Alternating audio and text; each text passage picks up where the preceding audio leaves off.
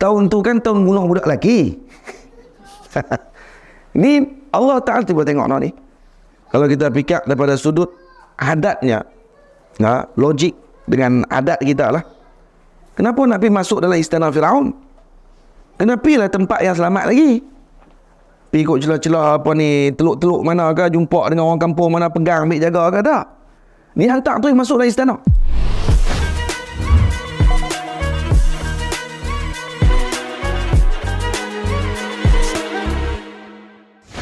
Bait yang ke-40 kita baca, baginda Harun lemah lembut sifatnya, Sayyiduna Musa terkenal tegasnya. Jadi kita sampai pada Sayyiduna Musa alaihi salam. Musa ni adalah dalam bahasa Hebrew. Ya, gabungan antara mu dengan sya. Mu sya. Dari sin tapi bacaan dia pun dengan sya. Mu dengan makna air, sya dengan makna pokok, syajarah. Karena Nabi Musa ditemui di celah-celah air dan pokok, maka digelar dengan Musa. Ini salah satu pandangan yang disebut oleh para ulama. Kenapa Nabi Musa dinamakan dengan Musa? Ai al-ma wasyajar, air dan pokok. Jadi karena Nabi Musa AS, nanti kita akan tengok ceritanya, ketika dilayarkan oleh ibunya, maka beliau tersangkut di celah-celah pokok dan di atas air sungai Nil. Maka dinamakan beliau dengan sempena tersebut. Nabi Musa alaihissalam dilahirkan pada zaman Fir'aun yang mengaku sebagai Tuhan. Iaitu Fir'aun apa ni? Ramsis. Ramsis ke berapa saya tak ingat dah. Fir'aun ni ada banyak Fir'aun. Sebab tu disebut dalam kitab, dia kata Nabi Musa dilahirkan pada zaman fi zamani Fir'auna alladhi da'al uluhiyata, yang mengaku sebagai Tuhan. Bermakna apa di sini? Bermakna ada Fir'aun yang tidak mengaku Tuhan, dan ada Fir'aun yang beriman dengan para anbiya. Fir'aun ni adalah gelaran kepada raja di kalangan bangsa Qibti. Bangsa Qibti kalau jadi raja jadi nama dia Fir'aun. Sebahagian ulama kata Fir'aun adalah gabungan daripada dua perkataan, iaitu firra minal aun. Ya, farra minal aun maksudnya lari daripada pertolongan Allah. Ada kata macam tu. Fir'aun adalah gelar kepada raja pada zaman tersebut yang berbangsa Qibti, memerintah Mesir. Seperti mana kita dipanggil sultan, mereka panggil Fir'aun. Lagi kalau di Turki dipanggil Khakan. Kalau di Habsyah, Ethiopia dipanggil dengan Najashi. Najashi itu gelaran, bukan nama dia lah. Jadi Raja Najashi, kita sebut Raja Najashi. Najashi itu pun dah raja dah. Nama dia Ashamah. Nama dia Ashamah. Bukan nama dia Najashi. Najashi itu gelaran dia. Lagi apa dia lagi? Raja di Rom dipanggil apa dia? Kaisar. Kalau raja di Parsi dipanggil Kisra. Boleh? Kalau di Yaman dipanggil Tumbak. Tumbak dipanggil. Jadi kalau di mana lagi? Kalau di Turki juga dipanggil dengan, selain Khafan dipanggil juga dengan Sultan. Dan kita guna istilah tu, Sultan dan seumpamanya, Raja. Baik. Jadi Fir'aun pada zaman Nabi Musa yang mengaku sebagai Tuhan, dan waktu ni dia mimpi kata nanti akan dikalahkan dia oleh seorang budak lelaki. Bagi budak lelaki dia panggil. Maka akhirnya dia bangkit tidur, dia panggil para pentafsir mimpi dia, dan mereka pun menyebutkan tentang tafsiran tadi, lalu diletakkan syarat ataupun diletakkan arahan untuk dibunuh kanak-kanak pada ketika tersebut lelaki. Jadi setiap perempuan mengandung, dia akan panggil untuk dicek. Dia ada hospital dia ataupun ada klinik yang bergerak akan pergi cek, dan sekali dengan tentera akan pergi tanda rumah perempuan-perempuan yang mengandung. Mana perempuan mengandung dia pergi tanda rumah, tahu dah alamat dia, kan tak boleh lari. Dan setelah cukup bulan, dia akan main selalu tengok dah beranak dah lagi. Cukup bulan, maka dia akan tengok. Kalau anak lelaki, dibunuh. Kalau anak perempuan dibiarkan. Tetapi bukan juga Firaun ni bodoh sungguh. Kalau dibunuh semua tiap-tiap tahun, tak ada lah keturunan lepas tu. Nah, kalau perempuannya semua lagi jadi kampung perempuan semua lah. Maka dia letakkan tahun. Dia tengok balik dengan tafsiran mimpi tadi, ada tahun-tahun tertentu ni yang akan lahir Nabi yang akan menentang dia nanti. Anak muda yang akan menjatuhkan kerajaan dia, kata dia. Jadi dia letakkan tahun tadi. Ada tahun yang perempuan, anak lelaki dibiarkan hidup. Dan tahun Nabi Harun alaihissalam dilahirkan adalah tahun tidak dibunuh. Itu tak ada dalam kisah Nabi Harun dikatakan beliau dilarikan atau disembunyikan, tak. Kenapa? Karena Nabi Harun dilahirkan pada zaman Fir'aun tidak meletakkan hukuman tadi. Dia lahir pada tahun yang tidak dihukum bunuh budak-budak. Nabi Musa, Sayyidina Musa alaihissalam lahir pada tahun yang ditetapkan hukuman. Tahun tu mesti kena bunuh. Jadi bila mana Sayyidina Musa alaihissalam dilahirkan oleh ibunya, maka ibunya sangat takut kerana tahun tu tahun yang ditetapkan hukuman bunuh kepada anak-anak lelaki. Maka akhirnya dia pun menyembunyikan anak ketika dia lahir, disembunyikan pada malamnya tadi agar orang tidak melihat. Dan dia lahir dalam keadaan yang sangat senyap dan tidak menunjukkan kesakitan. Dan bila mana umur Sayyidina Musa alaihissalam lebih kurang 90 hari, umur 90 hari. Setelah dia sembunyikan, dia sembunyi mata, sembunyi dalam orang panggil apa? Dalam oven tu, form tempat masak roti tu, ada tentera mai cek tengok, kata mengandung ke tidak. Macam mana mereka tak cek mak Nabi Musa? Mak Nabi Musa sembunyi sungguh sampai orang tak tahu kata dia mengandung. Kalau dia ikat perut dia, bagi rapat betul, sampai orang mai cek tengok tak ada tanda-tanda mengandung. Jadi lepas tu dia beranak tu orang tak tahu. Jadi bila sebahagian lagi kata dia tahu dan dia pemai, dan dia kata anak dia mati, lahir dan kemudian mati. Jadi bila disembunyikan Nabi Musa sekali itu, Nabi Musa diletak dalam forn, dalam oven. Kakak Nabi Musa balik. Kakak dia balik ke rumah. Tak sedar yang adiknya duduk dalam tu, kerana ibunya masukkan dalam tersebut dan tidak bagi tahu kepada kakaknya. Kerana ibunya kemudian ada urusan dengan tentera yang menyebabkan dia terlupa untuk maklum kepada anaknya tentang wujud Nabi Musa dalam oven tadi. Oven tu oven macam bata. Oven bata yang besar yang orang buat pizza tu. Jadi yang si kakak ni pun pasang api siap dah.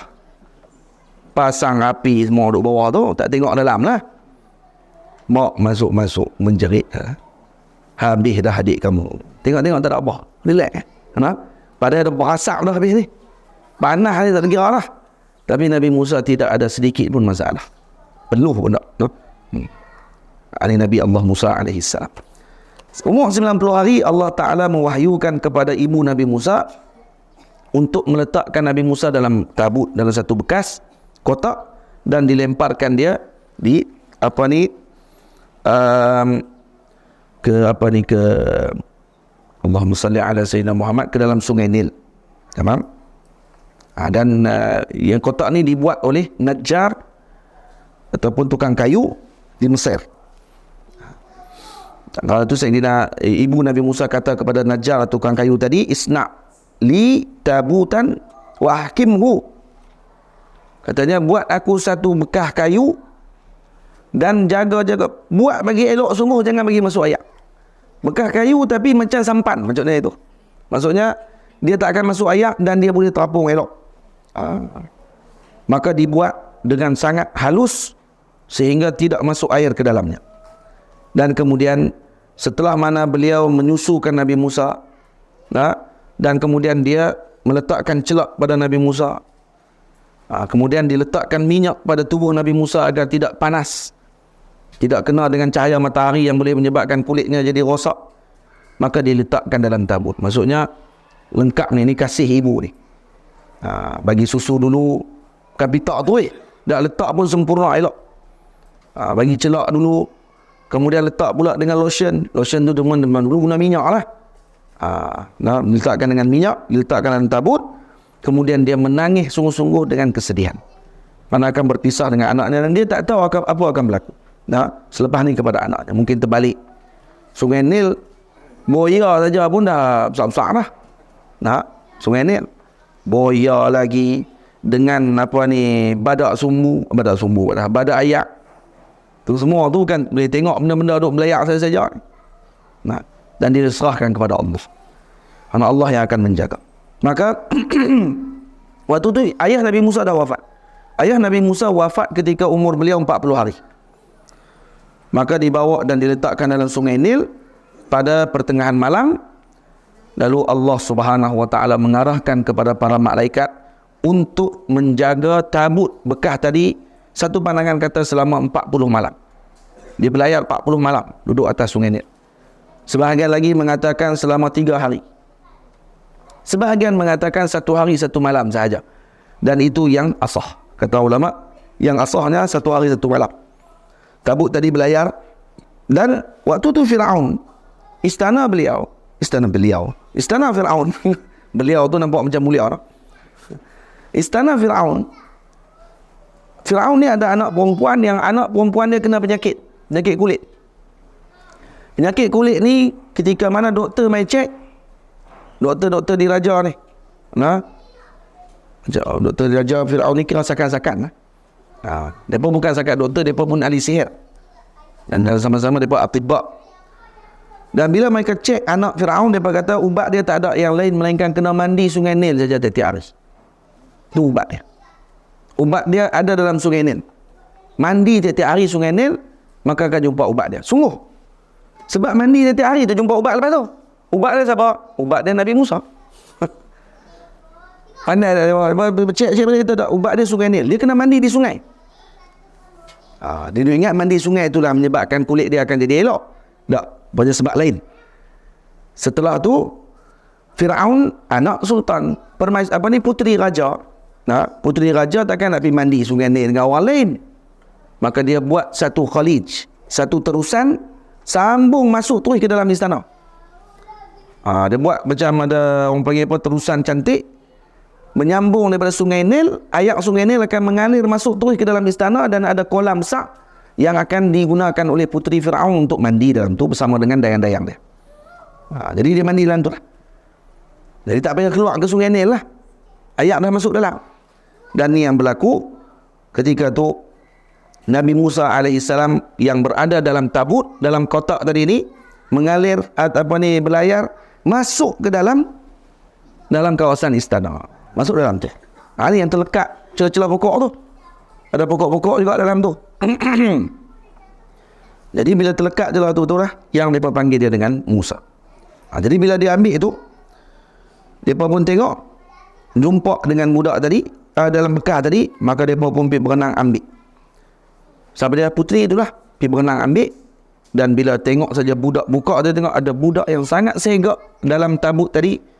Lalu dia pun pegang, angkat. Bila pegang saja, bari'at fi halih, berlega waktu tu juga kulit dia tadi. Sembuh terus pada waktu itu juga setelah pegang Nabi Musa alaihissalam. Maka kemudian diserahkan kepada Asia, imra'ah Fir'aun. Saya bila tengok balik, Sayyidatina Asia juga disebut dengan Asia. Jadi bila kita tengok balik itu, mungkin benua Asia ni dinamakan Asia adalah kerana namanya isteri Fir'aun. Asia dipanggil. Kita kan panggil Asia ni kan di benua Asia. Asia Timur, Asia Barat. Asia tu apa dia?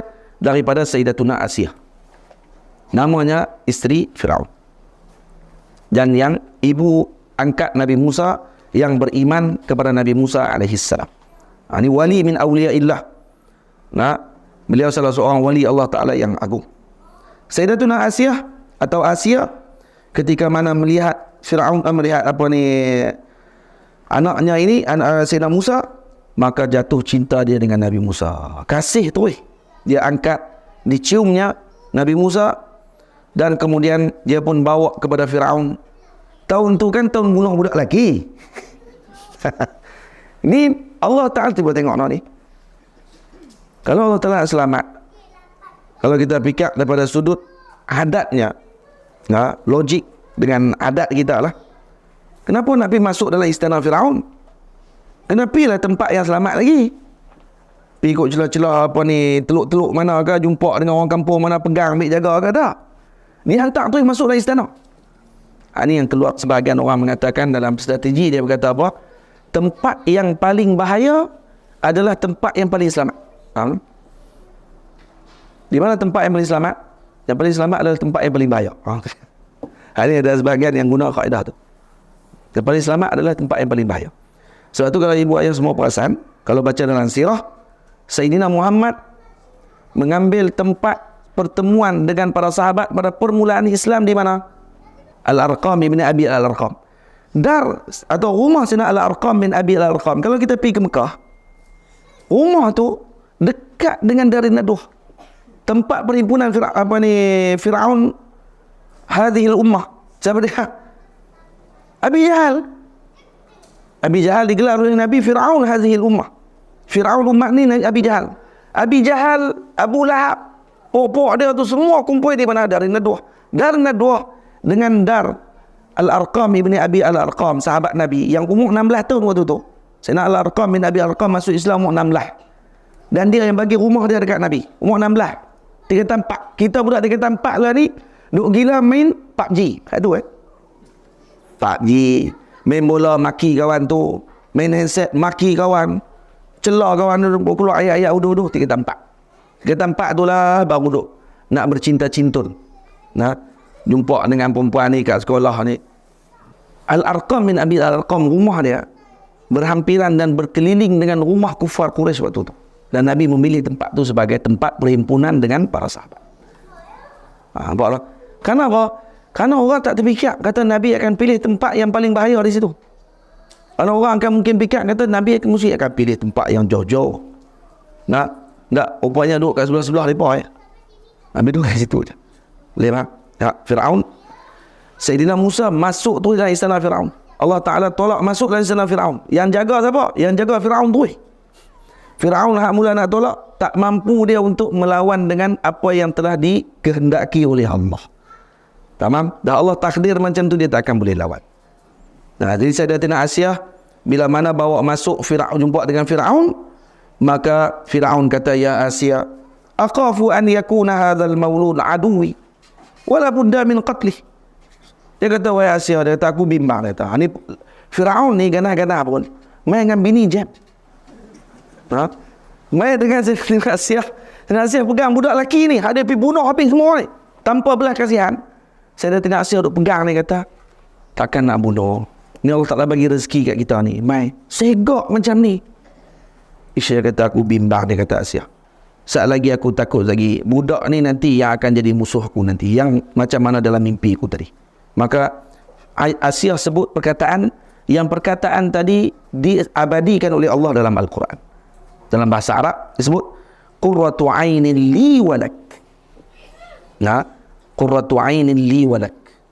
Karena dia mulakan dengan diri dia, Asiyah mulakan dengan diri dia dulu, maka Allah menjadikan Sayyidina Musa sebagai penyejuk mata. Dan sungguh berkat ucapan tadi jadi penyejuk mata kepada Firaun. Firaun kasih sungguh kat Nabi Musa.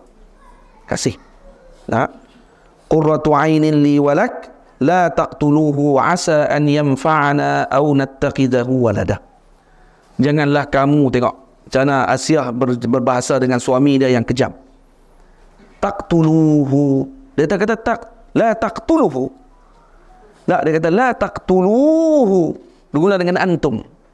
Wahai suamiku yang agung, jangan kamu bunuh dia. Dia tak guna dengan bahasa anta, dia guna bahasa antum. La taqtuluhu an asa an yanfa'ana. Moga-moga dia nanti akan bagi manfaat kepada kita, au nattakhidahu walada, atau kita ambil dia sebagai anak kita. Maksudnya dia pun tak ada anak lelaki.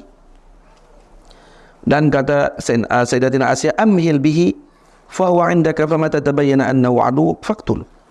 Maka kata Sayyidatina Asiyah, jaga dulu, kita bela dia dulu. Kalau kamu tengok dia akan musuh dengan kamu, bunuhlah dia. Lepas tu, kalau kamu nak bunuh juga, bunuhlah lepas tu. Tapi lah ni, jagalah. Kita tak tahu mana. Comel je takkanlah. Mai kat lelaki dia kata, ni, hak yang bukan main lagi ni. Hak kalau kata tentera dia main, abang kata, bunuh dia lagi, bunuh ni. Saya tak berani bunuh. Hak yang tak berani bunuh tu kena bunuh. Mai kat dia, bini dia kata, takkanlah. Okeylah. Kenapa? Okeylah. Sayang punya pasal, tak apalah. Dia kata. Maka dibelah Nabi Musa. Tengoklah macam mana Allah Ta'ala atok. Ajaib. Sebab tu percaturan yang Allah Ta'ala caturkan, tak akan mampu untuk kita fikirkan benda tersebut. Nah, kadang-kadang tak terfikir pun dengan fikiran kita. Bagaimana percaturan yang telah Allah caturkan. Luar biasa. Lepas tu kalau lah seorang penuntut ilmu melihat dengan percaturan tersebut, seperti mana dalam pengajian dia dan seumpamanya, insya-Allah dia akan menyerahkan kepada urusannya tadi kepada Allah. Nah, apa saja urusannya diserahkan pada tersebut, maka dia akan jadi yang terbaik insya-Allah. Kalaulah peristiwa Sayyidina Musa ni yang penuh dengan ranjau, Allah Ta'ala uruskan dengan mudah, masuk duduk di tempat musuhnya yang paling musuh dengan dia, dan musuh tu pula yang membela dan menjaganya daripada kecil.